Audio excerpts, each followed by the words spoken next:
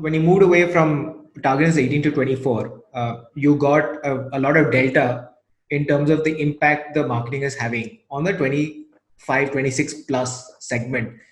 So does that mean there are fewer competitors, or is just that people don't really care about this audience? No, I think use case, because uh, most of the dating apps that are out there are casual dating apps, right? If today I decide I want to settle down and I want to look for a partner, ठीक है, it's not an agenda कि मेरे को कल ही शादी करनी है या अगले महीने या 2 महीने में शादी करनी है, but I am open to meet the person, who I am open to think about, living my life with someone. So obviously you can't go on the hookup apps. India mein you can't go to bar and start talking to people. In most cases you'll get a slap or at least a splash, right?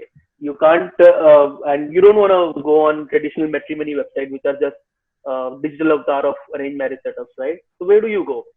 So that was the idea, right?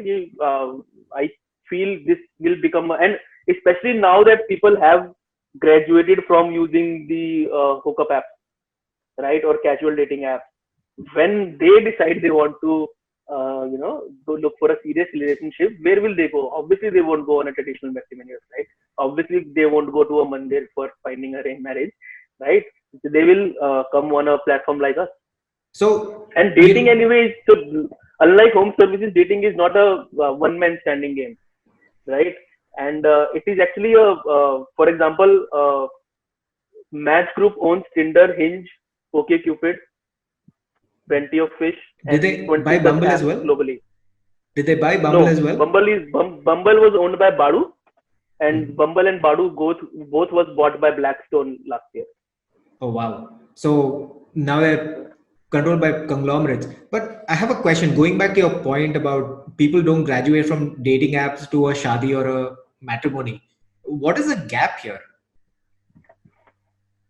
So the gap is serious dating, So, okay, so you're which is based on compatibility, not on not on caste, not on kundali, not on parents' wealth. क्योंकि matrimony websites पे आप देखो तो आज भी parents है mostly, right?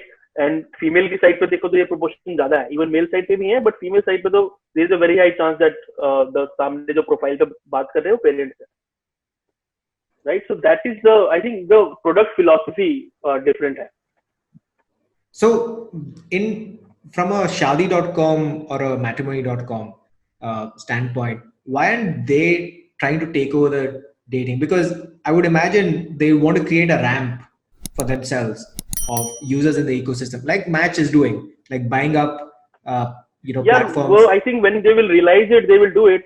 The point is, they are all very old companies now, right? Be it Bharat Matrimony, be it Shadi, be it Jeevan Sathi. Secondly, none of them is run by an entrepreneur, I think, anymore, right? Because they are all now very big businesses. It is a big radical shift, and they are very asset heavy businesses also, right? There is a call center, there is a shop. It's a very entirely different model, and their CG is different. They are not targeting kids; they are mostly targeting parents, right? So how are so I get what you're saying. So there's a lot of inherent challenges for moving from what they're doing today, where they're probably earning many thousand crores in revenue by doing exactly what they followed Yeah, for yeah. many So years. Bharat Matrimony earns around 350 crores annually. Shadi earns around 200. Jeevan Sathi earns around 70, 80. So yeah, they are earning good. And you have all these global players like Tinder, Bumble, OkCupid, and a bunch of other players who are also in the market. And I believe they have extremely high DAUs, MAUs from India. Yeah. But what challenges are they facing? Are they saying that they're not able to generate revenue from the segment because typically a percentage of all users typically I pay think for? Tinder is making very good revenue. I think Tinder is making more than Jeevan Sathi or maybe close to Shadi. So you're saying that a casual dating app in India is generating as much or more than a publicly listed Indian company. Yeah, yeah, easily. Yeah, that's one of the. I think $3 billion is their annual revenue. I think two to $3 billion globally. So that's, yeah, Yeah, see, it was the most grossing app. Tinder was the most grossing app, I think, for consecutively 2 years in India, right? And that is just Google as a payment gateway. So That's then there are incredible. so they don't, right? So Paytm वगैरह तो count नहीं होता उनमें. So Speaking about payment see, from gateways, guy side, so from I think from cat, yes, go tell ahead. me. I would love your perspective on the guy's side.